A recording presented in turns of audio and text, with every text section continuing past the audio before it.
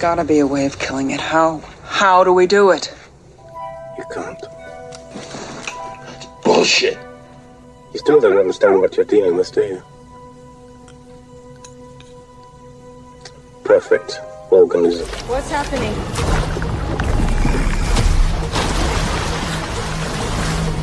Something in the water. What do you mean there's something in the water? No, there's just something in the fucking water. Pharaoh, do you copy? Standing by. Prep for dust off. We're gonna need immediate evac. Roger. On our way. Say we take off, nuke the site from orbit. It's the only way to be sure. Get away from her, you bitch! I ain't much for begging. Nobody ever gave me nothing. So I say, fuck that thing. Let's fight it.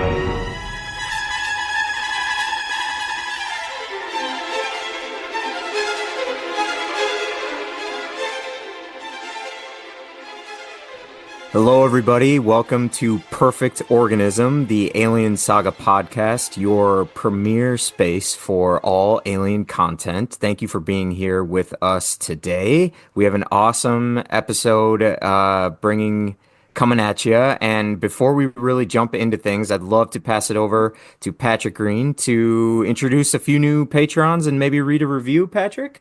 Let's do it, buddy. Yeah. Hey, everybody. This is Patrick, and just a couple patrons that we've gotten recently. It's occurring to me now that a lot of these patrons who are joining around the time of Alien Day are getting like 9 shout outs because they're on all of the Alien Day releases, and you deserve all of them. So I don't regret it for a second, but it's a good time to join Patreon if you want to hear your name read a lot, and even on a pre-Alien Day episode. So without further ado, we have Natasha Mason, our good friend Giovanni's sister, I believe. We have Lee Proctor. We have Absolute Stink coming back. We have El Meados. We have Callie Reed. And just as of a few days ago, we have Ivy. And if you want to join them, go to perfectorganism.com/support or go ahead and search for us on Patreon. We got tons of new stuff coming out. We just did this great show on Tombstone. It was a frame rate episode, very emotional, kind of a goodbye to Val Kilmer. We have the ongoing Colonial Marines stuff. We got lots going on, so please feel free to join. And one quick review, this actually comes from Facebook, which is another place you can leave us reviews. And this is from Nolan Eller. Nolan says, "This podcast is one of the primary reasons I become so enthralled and entranced by this IP. The discussions are always so rich and serve to only strengthen the narrative and ideas presented in the Alien Saga. When I listen to this podcast, Ellen Ripley becomes more than just a fictional character to vicariously enjoy this journey. She's a cipher that feels genuine and authentic as a human being, and her struggles become synonymous with my own. I want her to succeed in this harsh world she's been disposed to." And he goes on to write some more lovely stuff. And he says, "Thank you to everyone involved on the Perfect Organism team. I hope you continue to provide our community with these irreplaceable discussions." Thank you, Nolan, for your review. If you leave us a review on Facebook or Spotify or Apple Podcasts, we'll find it and we'll read it. And so I'm going to hand it back over to Perry to introduce our guest for today.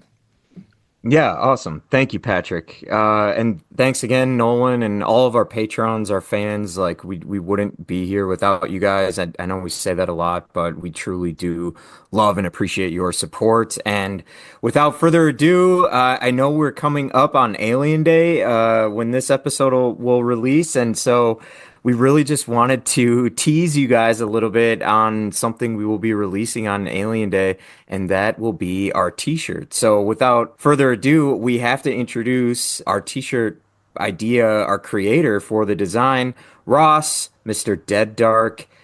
Welcome to the Alien Saga podcast. Thank you for being here. Hi there. Thank you for having me. I'm very, very excited to be on. I think I've said this a million times as well. I'm super stoked.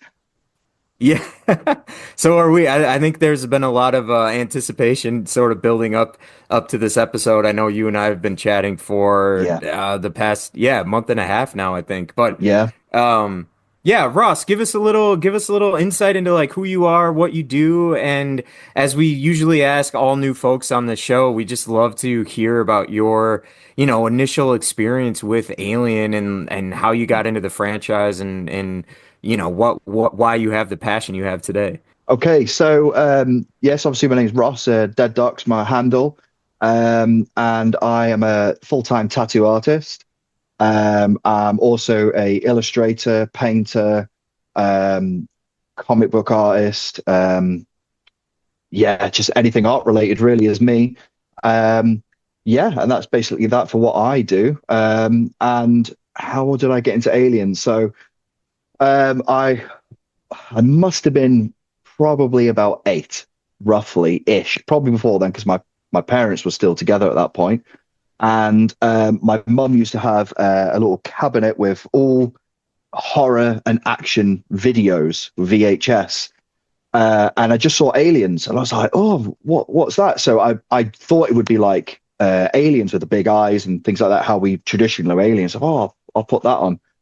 And it was obviously James Cameron's Aliens that I watched first, and I was blown away, absolutely blown away. And my mum caught me watching it, and she was just like, "What are you watching this? You're a kid." And I'm just like, "I want to join the army. I want to fight aliens." And that was my experience. So then I had to sneak around and get to watch the first Alien. And I was just like, "Oh, what's going on here?" And then the chest burster happened, and I absolutely crapped my pants. that really freaked me out. And then ever since then, it's just kind of stuck with me. And my relationship with the xenomorph has changed over the years. In terms of what I perceive to be the perfect organism. So yeah. For a little bit of background on the other side of this, like in terms of finding Ross's work and things like that. So everybody knows we do these T-shirts every year. It's something that, I personally really look forward to, and I personally buy all of them because, I have no impulse control, and I need to own everything that we make. And this was the first time where we had conversations a few months ago. We were like, maybe this is the year we don't, like, maybe let's not do a shirt this year. Like maybe people are getting tired of it, And then Perry, to his credit, who's also an artist, was like, "You know what? I'll throw something together." And so we're like, "All right, let's see what Perry comes up with." And then out of nowhere, Perry's like, "Guys, I found somebody." And so I'm like, "Okay, well, let's see like how good this could be." And he sent your account, and my jaw was on the floor, Ross. Like, your art is so good and it's so evocative, and I feel like it's very special. And I say that as somebody who looks at alien art constantly and is surrounded. You can see my house is surrounded with it. You have a really distinctive style, and so we'll talk more about the shirt and things in a bit. But before we do, tell us a little bit about your art, maybe your background and how the style evolved and why you think it suits the xenomorph so well. Well, so whenever I draw a xenomorph,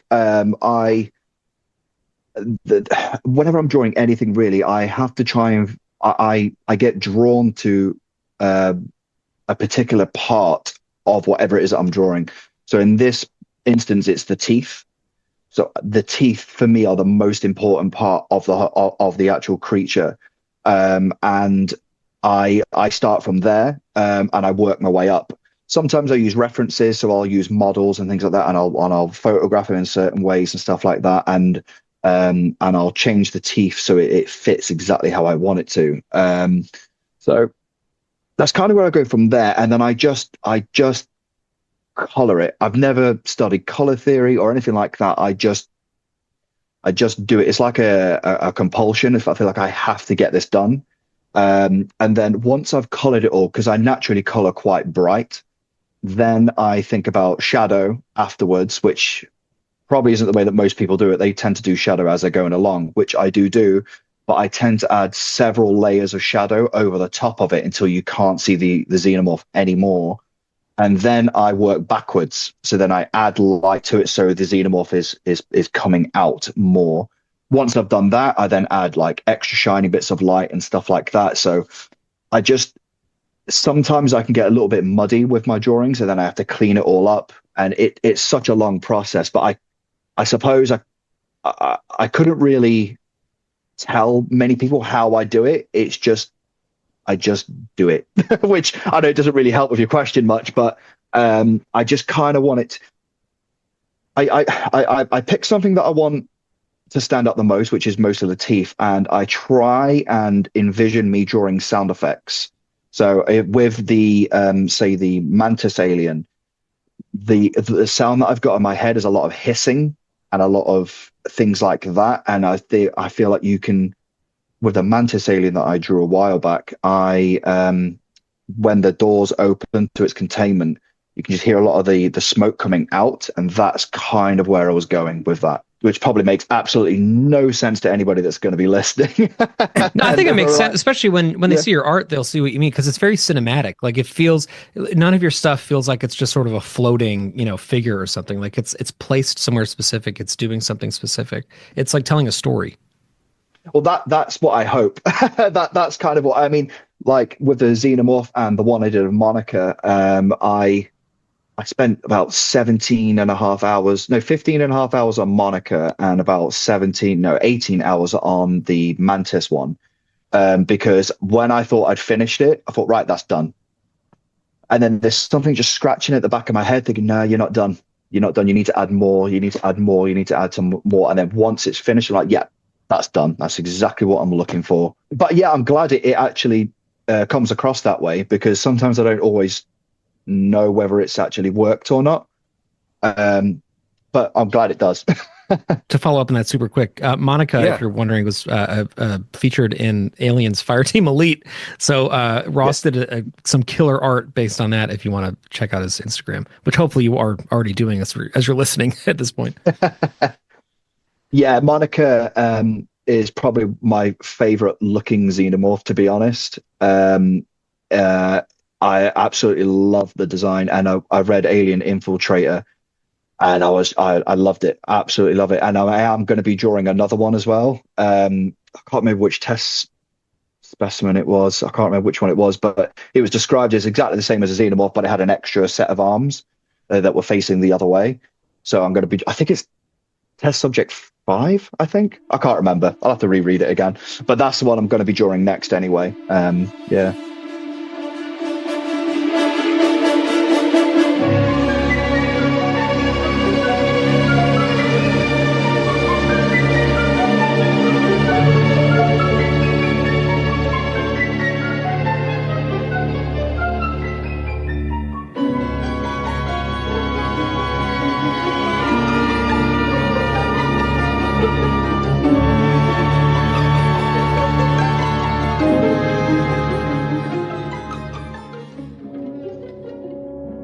Yeah, that's great, Ross. I was just going to add, Patrick. I mean, like, you talk about true talent and being an artist and having to figure out, your unique style and what really drives you to create, a story or an image within what it is that you're trying to do. And so to hear you talk about it in a way that like the sound is what drives you, or you hear that first, and that's what informs like where you're going to start or how you're going to like tell the story of this image. Like, I just absolutely love that, because we're so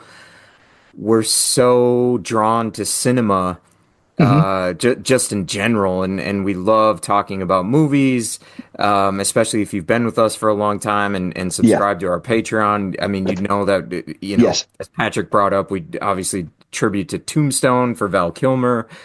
It just similarly, Ross, it struck a tone with me because like that's truly how I feel about it, whether it's the sound or something that drives it. It really it's almost like that's what helps tell like a true, genuine story, or allows you to create a true, genuine piece of drawing. You thinking about like the sound that it's making has allowed you to create like these really awesome masterpiece drawings of the xenomorph, and was obviously what led me to reach out to you. And we shared your artwork on our Instagram and our socials, and I was just like, Patrick, I was like, hey, we have nothing to lose. I haven't drawn anything yet for our Alien Day shirt. Like, I'm just gonna ask Ross to be like, dude, would you be into doing this? So yeah, I've had a few people that have a couple of YouTubers and things and podcasters, and they've been too frightened to ask me to do some stuff. I like, just ask. It's no problem. If I can't do it, it's generally because I'm very, very busy and I wouldn't be able to slot you in. I say, I've done loads of stuff for another YouTuber, and he just said, can you do this? This is the rough idea that I'm thinking of. And I said, yep, leave it with me. When do you need it for? I need it for here, a week or so. Or at one point it was like, I needed it the next day because all stuff was coming out quite regular. I was like, yeah, cool, leave it with me. And I just did it. I mean, I don't sleep, but I managed to get it done. But yeah, I mean, like, I'm glad that you asked. And I probably would have said to you, say, listen, if you need anything doing or designing or any thumbnails doing, just hit me up and let me know. I would have said it to you anyway. Because I like to get involved with projects that I'm also interested in as well. And obviously Alien is a big thing for me. I love Alien. Anyone who knows me knows, oh yeah, Ross loves Alien. That's his thing. Do you have any Alien tattoos yourself? I do. I have a Japanese lady with a facehugger on her face. And I have I think I tagged you in her. Yeah. Yes. Yeah. She's incredible. She's very good. Yeah. Oh my God. It's beautiful. Yeah. You gotta, if you aren't already looking at Ross's Instagram, you gotta check it out. Yeah. That face hugger is marvelous. Yeah. It didn't hurt at all, right? Yeah. Well, I'm not very good at getting tattooed, so I'll disagree. I don't like getting tattooed at all, but I never learn, so I keep getting them. As you should, yeah. I've got that one, and she did another one on the other side of my leg, which is a red face hugger. Although I think she added a bit of pink in there as well. And I'm working on I'm not working on it, but my best friend is working on an alien isolation piece to go all the way around the top of my thigh. But it's so painful. So I've just got the outline done so far. I need to get some numbing cream, which is really funny because whenever people are saying, oh, they're hurting, then I take the mick out of them and I'm just say, oh, well, if it's hurting you, just if it helps, just remember that I'm okay. That's what you need to think about. Nice. And it's a life lesson. If ever you're in any trouble, just think, I wonder if Ross is okay. And it's 90% of the time, yes. So just carry on and say, oh, well, as long as Ross is all right. So there's nothing to worry about. Yeah, that's it. As long as Ross is okay, that's it. But yeah, that's that I'm getting a full alien isolation tattoo on my leg. That's going to be awesome. It's funny. I have a lot of tattoos too, and none of them have really hurt at all until the last one that I got, which I think Perry showed you his work. His name is Ben Eller. Yes. He's a super good artist in New York City who is another gigantic alien nerd. And he did the Swarm one on you, didn't he? He did. Yeah, the electronic swarm. Yeah. So we're going to be doing it's going to be a full leg sleeve because I have nothing else on that leg.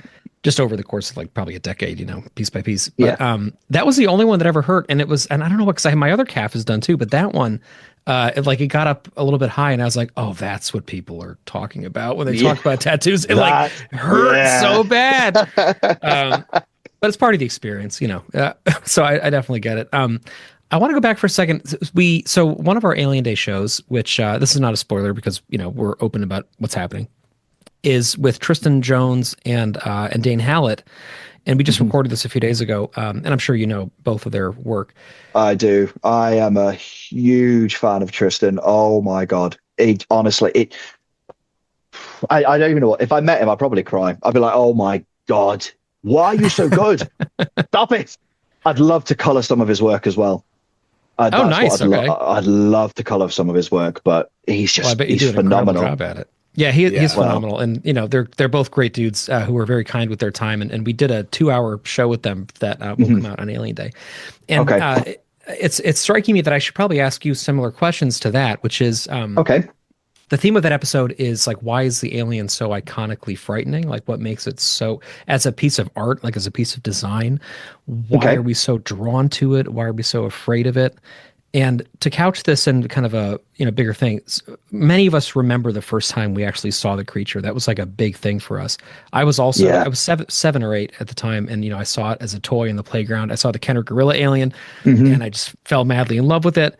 And even talking to these, great artists that we just had on the show, they both had those exact moments where they like saw, Yes. this thing for the first time, they never forgot about it. And I'm wondering, so if you can take us through maybe like when you first became aware of the alien as like a piece of art, and then why you as an artist think it speaks to humans in such a strange and evocative way. Okay, so I think I've got two answers for this. I think as a fan and knowing about the xenomorph, and also as someone, let's say I've seen the xenomorph for the very first time as an adult, I think it's its rictus grin that is really sinister. It's so menacing, where you've got this dome and like you can just about see its eye sockets, but you've got this drool, you've got this grin, and it's just looking at you, and all you see is teeth. And then I remember I was watching I had 3 videos and an extra bonus video, which was the making of Alien Resurrection. And on it, there was an interview with somebody, and he said the thing that he finds frightening about the alien is that it's got teeth, and then even behind those teeth are more teeth. And the last thing you see before you're attacked by a predator is the teeth. So I think that is the part that would frighten anybody, really. If you're looking at even the animals that are on our planet and things, any animal, the teeth are the things that would get you and frighten you. Be like, oh crap. So you got lions, you got hippos, you got anything. They are the things that I think is what makes the alien more frightening.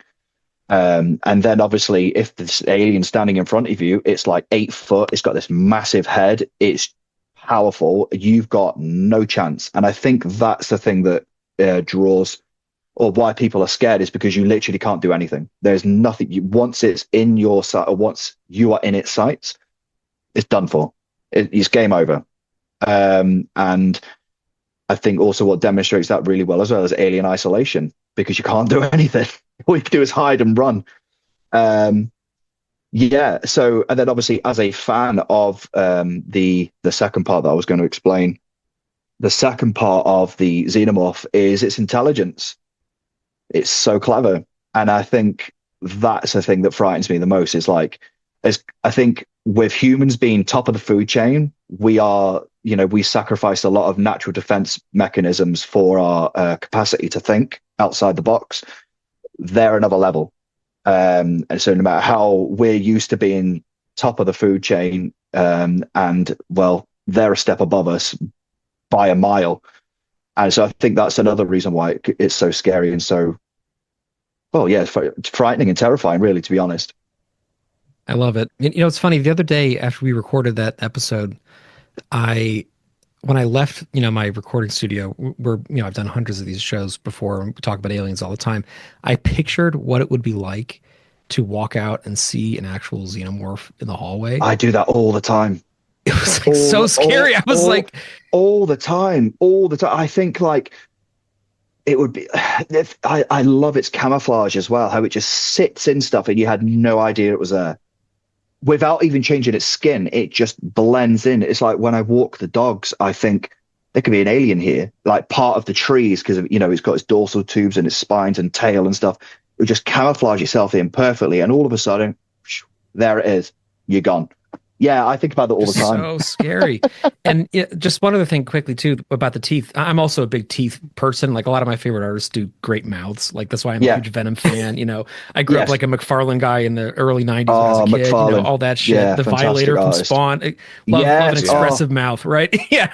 Yeah, don't get me started on Spawn as well. Jesus. Oh yeah, incredible. But I feel like the mouth is a big thing. And with the alien, what's so cool is that the teeth. So we talked about this a little bit with the other guys too, but the teeth compound strangeness on one another, right? So you see teeth that are very human, but with these weird kind of double incisors on the side, but they're metallic, right? Yes. And you're looking at that and you're thinking like how strange this is. And then it opens up and there's more on the inside. And it's this thing where it's like it starts off recognizably human and it just devolves into some crazy something else. Nightmare, Yeah, I think about that all the time. All the time is like you say, the teeth and metallic. And when Romulus come out, I don't know whether it's just my eyes playing tricks on me or not, but they didn't seem the same type of silver. They seemed a little bit different. I don't know if that was done on purpose, or maybe it's just me just thinking not thinking correctly. But yeah, the metallic teeth, I love it, because usually everyone's teeth are the same color. Most animals have got the same sort of teeth. They're like white or like a slight pale yellowy type color, a little bit translucent. But these are just like, oh, okay, they're silver. What's going on here? Chrome. What's going on? And you got all this drool and stuff. It's just, and like you say, yes, they're obviously like the front parts are very, very human. And you're like, what is this? And then you got the two big ones at the side. Yeah, I completely agree. It's very eye-catching, and like I say, it's the first thing I see. Yeah, Jamie always talks about, like, great white sharks and how scary they are. And something that I think makes them especially frightening when they're attacking is their eyes roll back, and they have the membrane that comes over the nictitating membrane that crosses. That's it. Yeah. And similar to what you're saying about the alien, the last thing you see is the teeth, and there's no eyes accompanying it, because similar to like what a great white shark looks like when it's eating, like its eyes become vacant, right? It's like so soulless. depersonalized. Yeah. Soulless, isn't it? It's like when you think of a great white shark, even though they're not, I think obviously they're very, very misunderstood creatures, but you think they're just soulless killing machines. And obviously, the xenomorph is a very similar thing. It just goes, kills, see you later, who's next, sort of thing. And because you can't see its eyes, so then there's no emotional connection. So with humans and other sort of animals, you look into their eyes and you feel a connection. But with the xenomorph, there is none. It's just vicious and soulless. That's it. But it's got a huge brain and it's very, very intelligent. So it's like you can't latch on to some sort of human connection with this creature, which is what you do for every other type of creature. You implement human connections and human characteristics in dogs, cats, wolves, tigers. You try and connect, but you can't with this creature. There is no connection whatsoever. And yeah, that's what I love about the xenomorph.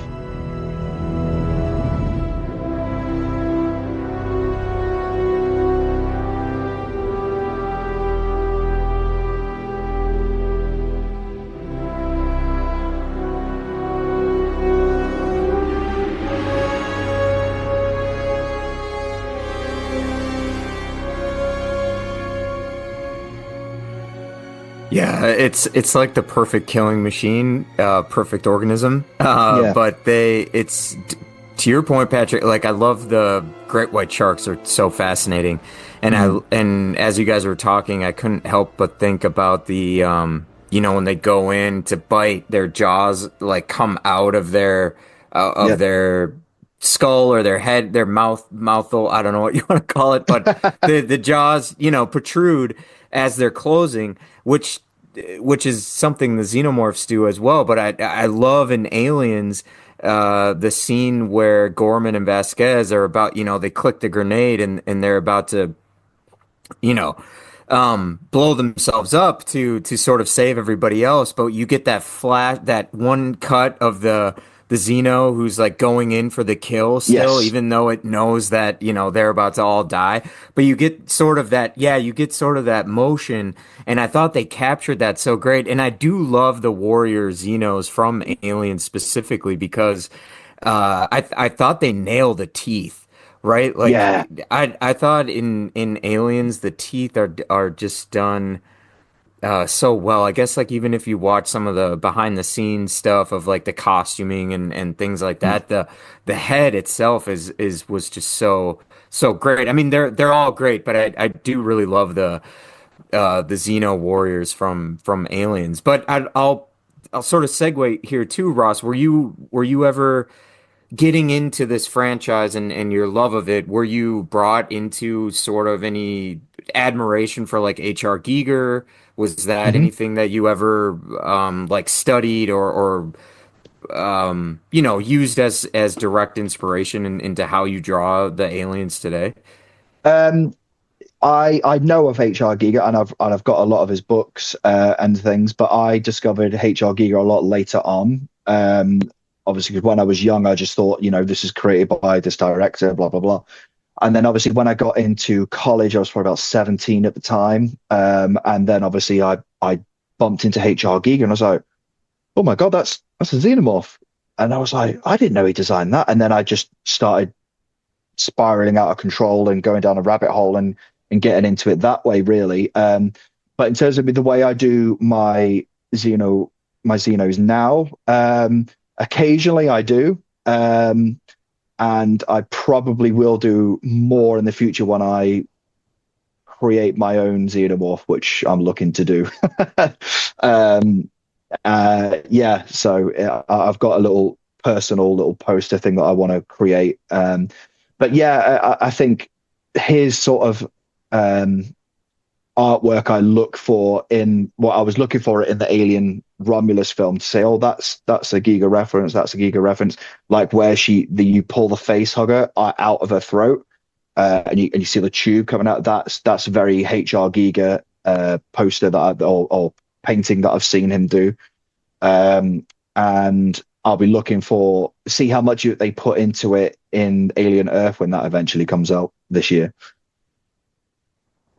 Yeah, that's a great call out. I think too we have to think of Giger and thank his vision for seeing like this sort of cross of very humanistic elements with the mechanical piece. I think as we talk about like furthering what really intrigues us about the alien, like not only its intelligence, not only its ferocity, but it's like the visually Adaptability? like adaptability, but like the like this almost like sexual sort of Yes. this thing that we get attached to where you're like, oh, that nobody looks at like a piece of metal or like a hammer or like a metal like some HVAC system and being like, oh yeah, they get really turned on by that. But like HR Giger figured out this way to like create this sort of this thing, right? This being that has elements of these everyday sorts of things. Yes. All but futuristic looking, but turning it on its head a bit for us to be so mysteriously like wanting to know or see more of that, but also making it so terrifying and like worshiping almost, because like I mean us, it's almost like we're all part of this like small church and we like worship xenomorph. Which is I completely get what you're saying, and I completely understand with it. It's very captivating and intriguing, and I think us as people are very curious of things that we don't quite understand. Obviously, so when he's bringing this sort of stuff out, everyone's like, "What the hell is this?" And then obviously, it's very. I think it would probably be very uncomfortable because obviously there's a lot of sexual references in there. I mean, like the xenomorph head itself, we all know what that is as men. And obviously then with Romulus, I don't know whether when obviously they've the xenomorph is coming out of the pod, which if anyone's got kids knows exactly what that is, because that scarred me for life when my child was born. Right. I when I watched it in the theater, I was sitting there and that bit happened and I just kind of went, oh dear, I've seen this before. I don't want to see that again. It was like, I think Robin Williams famously said it once in an interview. He said it's like watching his favorite pub being burnt down. Oh my God, but yeah, it's very captivating in the way that he mixes sort of like modern day sort of like things that we depend on, but also with the things that we need to survive as well. And with like all the references that he puts in there, I think he just likes to just push all the buttons of everybody, whether they like it or not. And I think we need that. Like I say, I love it. HR Giga is a legend, and I need to go to his museum as well. That is on my bucket list. I have to go there. It's definitely on our bucket list too. I'll say that much. Yeah. It's funny. Speaking about Giger, I did a post on our socials last night, where I said, kind of as a thought experiment, like, what's any other artist that you would have liked to have seen, try to design the creature for the film if Giger hadn't done it? I saw that. I actually had to think about that myself. Yeah. Well, it Yeah. was crazy because I thought that was going to be like people would be arguing and there'd be someone like nobody had any suggestions except for like No. Matt Hatton, who's an incredible artist in his own right. He had a bunch of names and we had a couple, but it really it's impossible to separate this creature from its creator and its creator from this film franchise. Like Yes. Yeah. so many other, I mean, because look at even Godzilla, right? Like we love Godzilla. Yeah. Yeah. Godzilla gets redesigned, between eras, between film studios, right? Like even just in today's world, you have like, where they're talking about the Toho one or the Legendary one. Yeah. They look very Yeah. different, but the creature, the xenomorph, is so, even though it's kind of played with and toyed with and the silhouette gets tweaked a little bit, it's so recognizably what Giger Yes. created. Yes. And Yeah. it's here we are almost 50 years later, Yeah. I think when I was in college, when I was creating my own comic book character, he said that if it's recognizable via a silhouette, you've got a good character. And you can put that silhouette anywhere and everybody knows exactly what it is. And like you say, they can tweak it and change it and stuff, and you still know what it is. And the design of the actual xenomorph amongst the different films and obviously Alien Earth, there's things I love seeing all the different styles of it. Even though, like for example, like Big Chap and Alien Isolation, they're very different. Not many people can tell the difference between the two, but I can, because I obsess over it and I can see visually how different it is, even though the way it stands. So you have like the Big Chat has got a platigrade stance, and then you'll have the Xeno from Isolation, and it'll have a digitigrade stance. But most of the Xenos have all gone that way. I don't really know any franchise where they've just stuck with the original platigrade stance. If I presume people will know what platigrade and digitigrade means, but yeah. So yeah, I really deep dive myself. It's probably ADHD. I just get so deep into it. That's it. I could talk about the designs for hours. It's just me. I go off on a tangent sometimes, so I apologize. No, don't apologize. That's great. And we actually talked about the stance a little bit with Dane, who worked on the creatures for Romulus. And it's funny how so Isolation came out in 2014, and since then they've all switched to digitigrade. Yes. Because Covenant in terms of ambulation and stance was very different. The protomorph in Covenant stands very, it's almost very it's skinny. almost on all fours. Yeah, very different looking. From Isolation, the digitigrade, almost dinosaur feet, right? Because he's not only on his toes, but he's got like a raptor kind of claw too. It's like pretty cool. Yeah, and that seems to be like the only big design change. And of course, it started because of the fact that it didn't look natural enough moving in Isolation, so they had to make Stompy walk like that. Yeah. But that's like the only one that's kind of stuck, Yes. Yeah, that's it. Like, no, they haven't gone back to just a normal platigrade, how it was originally with Big Chap. But I presume, because you don't really see much of his feet anyway in Alien, at least not that I can remember anyway. So maybe that was the intention anyway, and it was just easy for the guy in the suit to just walk. And obviously didn't have all the CGI and stuff like that back then either. So maybe that wasn't the original intention, but I don't think even in Giga it's designed with a digitigrade stance anyway. But yeah, that sort of stuff is the tiny little things that I focus on, those tiny little details. Because I was drawing a xenomorph crossed with the Na'vi from James Cameron's Avatar. And I was, what would they have? And I thought, I'll just give them a normal platigrade one, but it doesn't look right. So I went back to digitigrade, and I was just like, yeah, okay. I think that's just the way it's going to be now.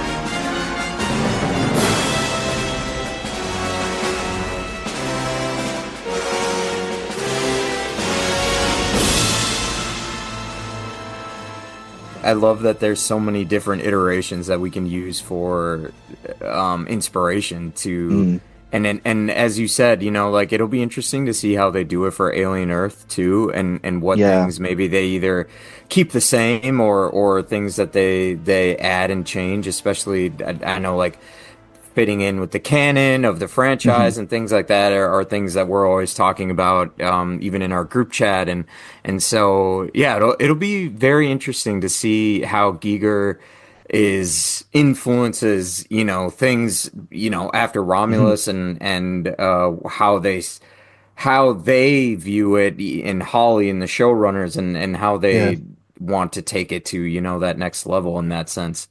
It's exciting. It's really exciting. Oh yeah, absolutely. I mean, when I saw the trailer for Alien Earth, I just started pausing and just looking at the alien design itself. And from what I've seen, the tubes on the back are a little bit smaller. And me personally, I have a little bit of an issue with the face because I feel like the lip is too big. Because I've always known the xenomorph to be always smiling, and you only really see the lip move just as it's about to attack, but the teeth are always on show. But I don't know if you notice, but when if you look at it and pause it, you do get a front version of the Xeno, and the lip between obviously the nose where the nose would be and where the set of teeth are, the lip's quite big. But I don't know if there's a reason for that because of the experiments, maybe. I don't know. So obviously, but obviously I still love it. I just have a preference, I suppose. And I think everyone does really like, obviously you like the aliens from James Cameron. And obviously I prefer the look of, well, actually technically the Alien Isolation big chap. You know, we all have and I've got a couple of friends that absolutely love Alien 3 and they love that design. Totally. In fact, actually, I was tattooing somebody. What day are we today? Monday, and he loves Alien Resurrection. He said it's his favorite. I was like, oh cool. Okay, cool. I mean, yeah, fair enough. If we all can have wrong opinions, but yeah.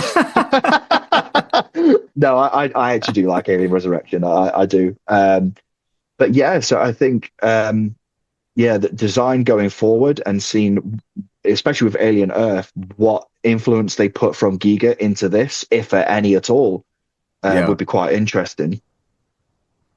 I feel like we've been analyzing because we're so starved for like Alien Earth footage. We've been just microanalyzing every frame that we get. And I gotta honestly, say, like from the tiny bit that we have, I also am not super jazzed on the design of the Xeno that we've seen. But it's, you know, we're only seeing this glimpse of it. Like, who knows what the larger thing is. And there's always, you know, there was Giger's design for Alien 3, which has the Michelle Pfeiffer lips, which I've always thought was actually really stunning looking. Yes. And, you know, maybe it'll be more like that or something. Yeah. But as long as the story supports it and as long as the world building supports it in a way that's believable, I think the aesthetics of the creature itself will endear itself to us. But, you know, we just don't know because we haven't seen it yet. Yeah, we just have to wait. We just have to wait. Obviously, we can all speculate and all this sort of thing, but that actually I completely forgot about that with the Michelle Pfeiffer lips. Maybe it's just a very sneaky little way of putting that in, is to say, you know, it's a reference to this, which again, you know, I'd still be happy with. It's just not a design choice that I like. You know, it's not how I would do it, but I'm not getting paid millions of dollars to make this movie or TV series. So, you know, it looks good. It looks really, really good. I love that.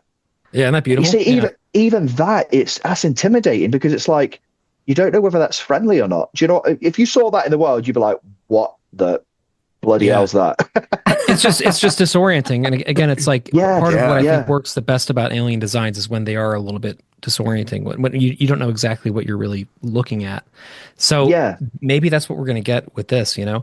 It's funny, the other kind of from a design perspective thing that I noticed Romulus did was it made the dorsal tubules smaller, and to your point, what we've seen so far about Alien Earth is that's kind of happening again. And that's interesting because I've always loved, like, Covenant had super long dorsal spines. Like that was really almost exaggerated. I kind of like that. Yeah, and AVP as well. I mean, Yeah. I wasn't a huge fan of that anyway, but I watched it because I like Xenomorph. So, but yeah, they were really long. Yeah. And I didn't mind it. I didn't mind it. I think anything to do with the Xeno, I think it's just I'm happy with. But the person that I was tattooing, he's a much bigger fan of Predator than he is Alien. And I was like, oh, okay. And I said, why? And he just said he feels that Predator is more consistent than Alien. And I was like, okay. I said, in what way? And he said, just the way that they are. He's like, Predator's got a very basic shape, and the only thing that's different is the coloring. And I said, right, okay. And he said, whereas Alien is like, look how different it is between Alien and Aliens, and then Alien Resurrection. And I was like, well, you can't really use Alien Resurrection. But I said, there's usually a reason. Apart from Alien and Alien, there's usually a reason as to why it's different. Right. And he was just like, oh, well, I said, listen, man, you like Alien Resurrection. You think that's the best one, so you can't really say anything. So just The opinion does not go as yeah, far. yeah. Opinion rejected. Yeah. I honestly, in Resurrection, the interesting thing about the design in that, which I used to kind of hate, and I've grown to appreciate, is they're mildly hybridized with human DNA, right? Because of the splicing process with Ripley. Yes. So they're supposed to look a little bit different. A little bit different. To your point, yeah. Like there's a narrative reason for it. And Alien 3, obviously, because of the host, and there's reasons. And then I think in Covenant, because it's almost this like archaeology project that David is doing from the engineer's technology. Yeah. If you make it work narratively, the design, I think, will work no matter what. Yeah. The same with Romulus as well. Obviously, he was saying that, oh my God, the director's name, Fede Alvarez. That was it. Fede Alvarez, he said that, the aliens will look different, but there's a reason for it. And it makes sense. It does make sense. I liked it. The only thing I didn't like is the feet. I thought there was too many claws coming out from its feet, which I wasn't a fan of, and I don't like it in isolation either. But I think, like I said before, we've all got our own personal preference when it comes to the Xenomorph and what we think would be a good Xeno. But yeah, I would like to see the Xeno in an environment that's not industrial, and see how it transforms then, because obviously, I don't know whether it's official or not, but I presume that obviously the way it looks with its biomechanical sort of look is the environment. It learns from the environment that it's in, and then obviously that's how it becomes the Xenomorph that we know. So I think obviously like in a woodland or something like that, what would its skin look like and stuff like that then? That would be quite interesting. I think that would be quite cool. Perhaps we'll find out once we see them on Earth I know, any day now, right? I genuinely can't wait. I'm so excited. And I kind of ruined Romulus for myself because I was just looking at everything I could, because we hadn't had anything for so long. All we had was Isolation, and I've completed that game so much that I literally don't even know what to do on it anymore. And I still play it. I just try and do the survival mode as best I can. I've done survival mode with every single character on nightmare mode as much as I possibly can, and I don't know what to do on it anymore. It's one of them. But Romulus was Romulus is I had so much hype for that, and I think I just kind of let myself down with it a bit. To be honest, I don't know how you guys feel about Romulus. I think based on the director, I was expecting something different, to be honest. I think I kind of wanted it to have the gore of Evil Dead, but the stealth and quietness of Don't Breathe. I think that's what I was hoping for. I think it would have shown. I would have had a bit more Xeno in it as well, but I don't know. I'm not a director, am I? So it was definitely a little more kind of mainstream Hollywood than I personally was expecting it to be in terms of being a little more palatable. Like, my kids love Romulus, and I guess I hadn't really considered that it would be a movie that I would even want to show to them because of his other films, So I think there's something to that. I find it really rewatchable and really fun, and I think it'll be a nice counterpoint to Earth, which I think will be a little bit, hopefully a little kind of more terrifying. Yes, yeah, I hope especially so. from a body horror perspective, Yeah, I think I've got a really I like the thing that I find scary is stuff that I can't see too well.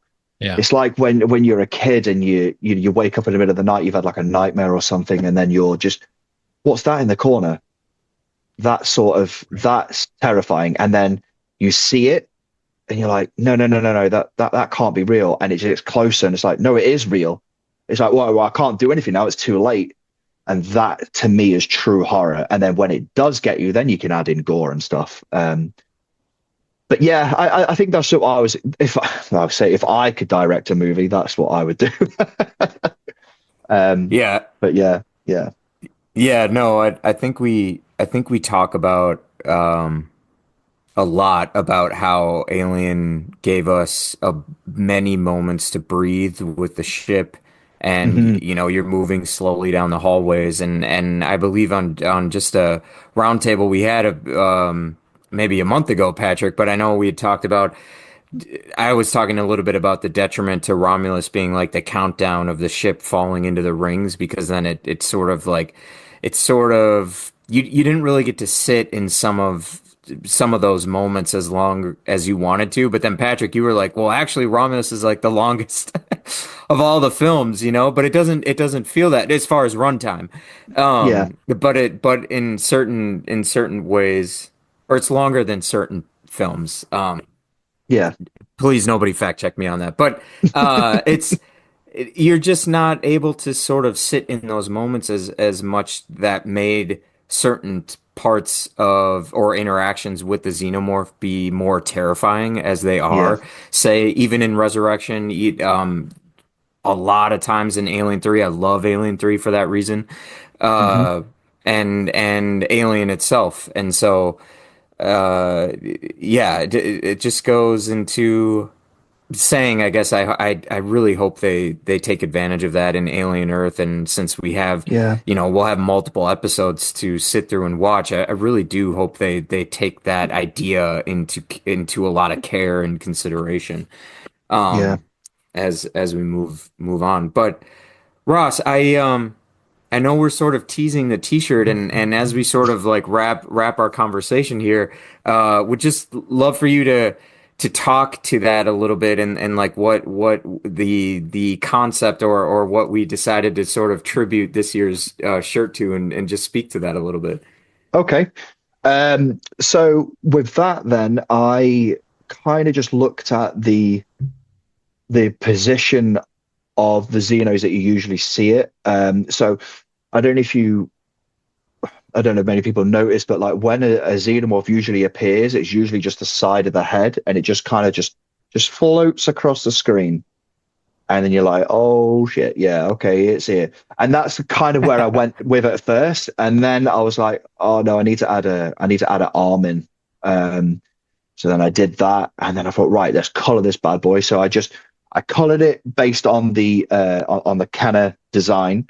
I stuck with that. And then I just wanted to add a bit more sort of like more of a wet look to it as well. That's what it's got, all the shiny bits on it and stuff.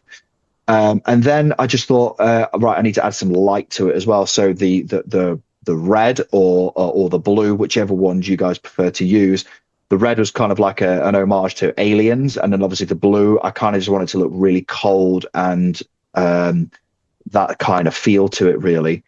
And the red ring that I put around it was basically just a part to your logo, to the Organism podcast logo, where you obviously got the face hug with the mic, and you got a red logo. So that was basically where I got that bit from.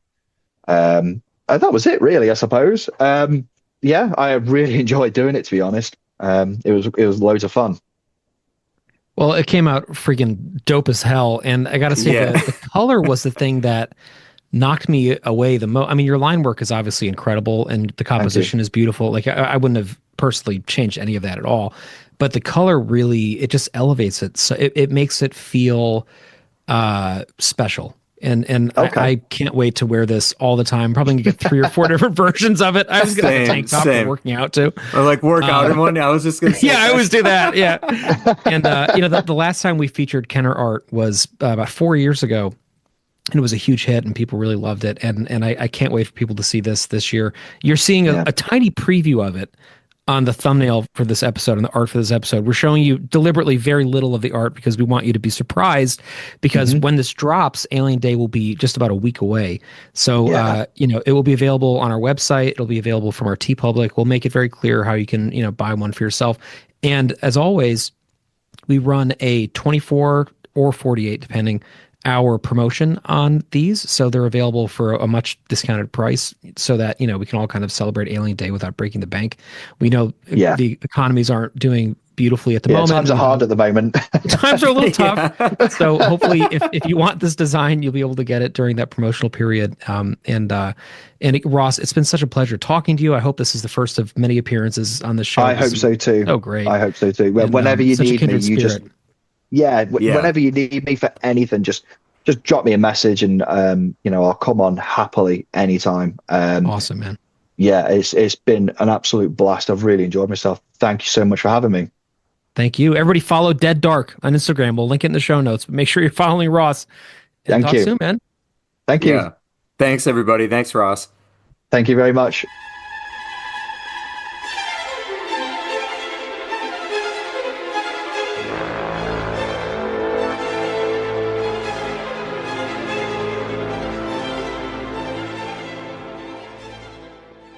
To find out more information about Perfect Organism, the Alien Saga podcast, please go to www.perfectorganism.com. If you would like to support the show, please go to www.perfectorganism.com/support. Thank you.